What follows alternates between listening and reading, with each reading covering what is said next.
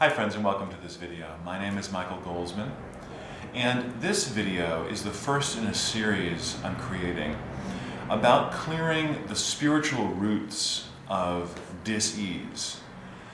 Now, I am not a medical doctor, and I don't want anything that I'm saying on this video or any other of my videos to be construed as medical advice. This is purely spiritual advice.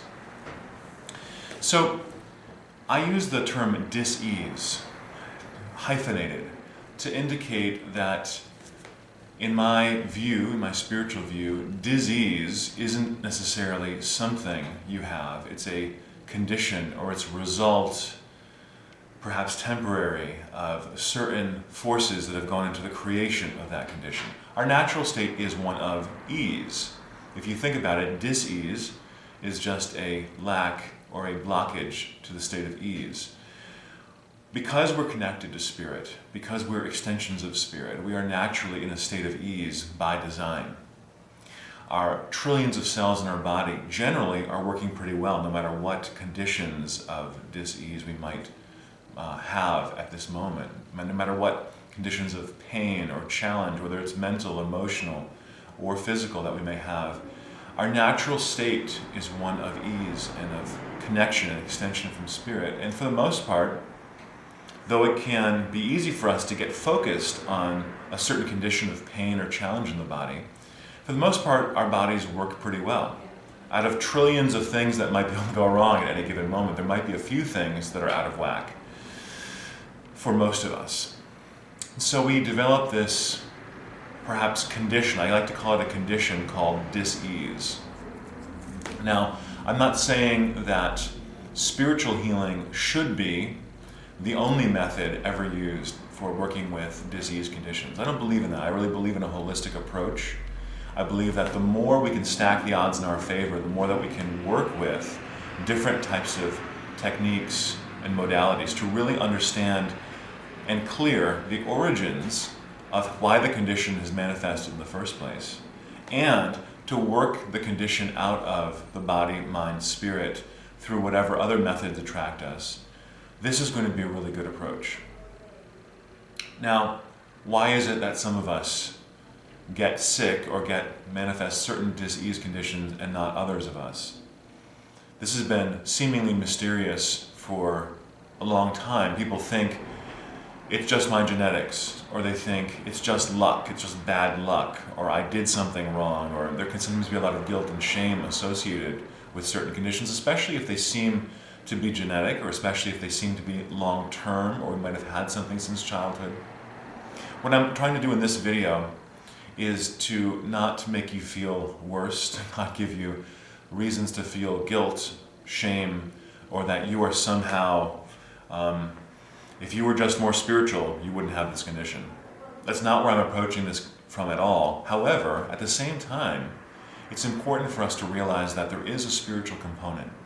There is something non-physical that is going into really everything in our life, whether it's the creation of physical health or disease, whether it's the creation of money or lack, whether it's the creation of a job and a career option, a way of expressing our service to the world that we're totally in alignment with or we're not in alignment with, whether it's just a general sense of spiritual ennui or feeling like we're not really connected to spirit or there's some block there. All of these things are different densities, as it were, describing more or less the same process.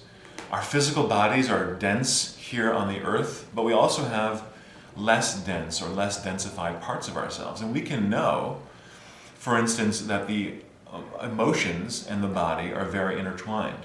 If you feel really, really afraid, really stressed, and really anxious about something, that emotion and that thought can very easily create a condition of, for instance, churning in your stomach, or it can create more tension in your body.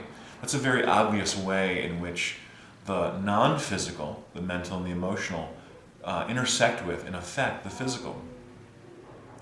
Well, this method of this happening is very, very deep, and it happens over the course of really everything that ever happens non-physically in our soul, in our past lives, in this lifetime, everything we think, everything we attach strong emotional energy to, particularly when anything happens to us, that can become part of our subconscious programming. And that programming, unless it's released, unless it's cleared from our consciousness, that programming can, over time, attract more of itself. It can create a point of attraction. If we have a programming, for instance, a very strong anger reaction to something that's happened to us in this or in a past lifetime, and we don't let that go at some level, it can kind of hang out there. It hangs out in a non-physical way in our energy field. And like attracts like in life. And so having that vibration in there will kind of act as a bidirectional filter. It will cloud our view of life. We will see life literally kind of out through our own eyes, through the filter of the anger vibration that's still within us, within our psyche or within our energy field. And it will also attract people and circumstances from the outside in that will tend to be harmonious with and will vibrate to that anger vibration. So that anger vibration, because it will attract more of itself and to us, that will tend to grow over time. We'll attract people and circumstances that will make us angry, that will increase the intensity of that vibration within us. And so over time, what can happen is that vibration, I'm just using one specific example of anger here, that vibration can expand, it can grow. It's kind of like carbon copying itself over and over again. We have the anger, we don't release it, we don't process it.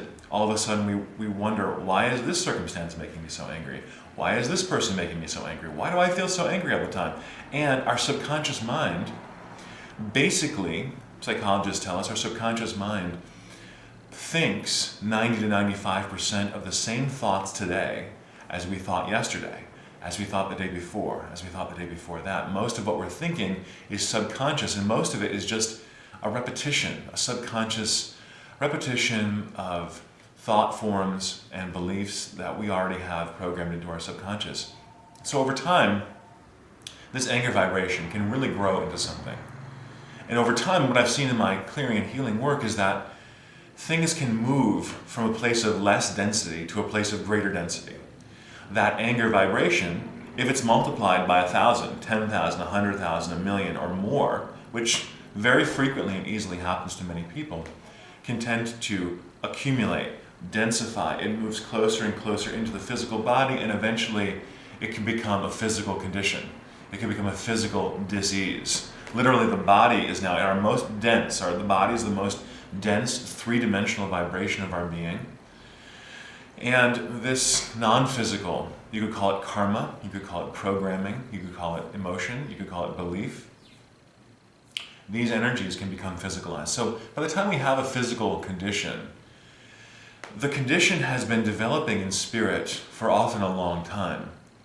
It can be a matter of months or years. It can be, most of the time, especially if the condition is serious, it can be a matter of many, many lifetimes, even dozens of lifetimes that the condition has been developing, and then it shows up in the physical body. So we don't start off in this life with a blank slate, where, as I learned as a child, we're just invented, this is our first time in, we have no soul history. We have a soul history, and it goes back many thousands of lifetimes. And so we don't want to feel guilt and blame and shame about that, because it's inappropriate. It only compounds and makes things worse. When I say this to people, hey, you know what, there's a soul history here, and we have to clear the soul history out in order for you to be more clear, cleansed, and to clear the spiritual roots of dis-ease now. This is a way of coming into a greater realization, of taking responsibility but not blame about the situation, saying, yes, there's a soul's history here, there are spiritual roots to my condition, and there's something I can do about that. There's some way that we can go in, investigate those spiritual roots, clear them at the source, with the result that the physical body will then begin to be able to heal. If we just cut out the symptom in the physical body without dealing with the root cause, the condition can remanifest. it can develop somewhere else in the body because there's still the underlying energy happening there below the surface. So this video has been just a little bit more informational, wanting to get you thinking about, hey, there's a spiritual, karmic root to dis-ease conditions, no matter how mild or no matter how extreme they may be.